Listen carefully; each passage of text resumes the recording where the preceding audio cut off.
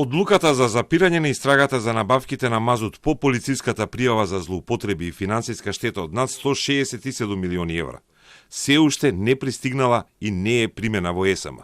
Државната енергетска компанија, која го чека поштарот, но веќе изготвува приговор за одлуката во обид како оштетено правно лице да ја врати истрагата во живот. Обвинителството ја отфрли кривичната пријава и ја запри истрагата со тврдење дека не нашле докази кои во суд може да ги потврдат наводите за незаконски јавни набавки и за несоодветна испорака на мазут во ТЕЦ Неготино.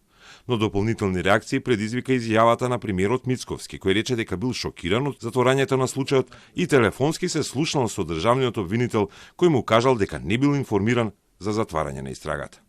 Шок има и поради неговото телефонско повикување на обвинителот Савески. Секогаш кој ќе дојде на власт, гарнитурите на ВМРО покажуваат повеќе од другите едно непознавање на таа некоја правна, општа правна култура за поделба на власта, во смисла дека овој тип на интервенции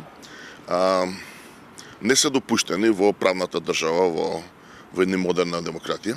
Извршната власт, премиерот, владата, би требало да е загрижена за состојбите финансиски и генерално дали функционира, како функционира односот помеѓу обвинителството и полицијата, тој тип на да пречам определени организацијски прашања или политики, а не во конкретен случај. Во конкретен случај тоа е без друго недозволено, бидејќи зборува за конкретни вмешувања и интереси. Иако предходниот состав на антикорупцијската комисија поднесе иницијатива за кривично гонење во случајот со набавките на мазутот, актуелниот претседател на ДКСК не сака да ги коментира одлуките и на обвинителството и на своите предходници со кои соработувал како службеник во комисијата. Сепак тоа е одлука на обвинителството и одлука на предходен, односно иницијатива на предходниот состав и не би се впуштал во коментирање на одлуката на обвинителството.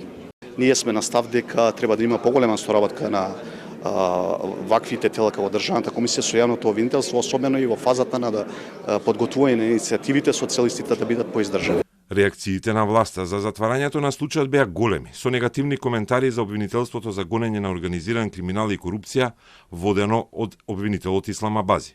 Но одлуката е во рацете на надлежен обвинител, а не на власта, вели професорот Калајџиев. Би можеле да претпоставиме дека власта има толку сознанија да е убедена дека се работи за криминал и да е несрекна сега со оваа ситуација дека се ослободени заради немање докази. Истрагата е запрена за Радко Капушевски, неговата фирма РКМ, за Асмир Јаховски, собственик на Пуцко Петрол и син на пратеникот на Дуи Исмаил Јаховски, за поранешните директори на ЕСМ, избеганиот Васко Ковачевски и Адријан Муча, Ерџан Сулковски и за уште 8 други осомничени.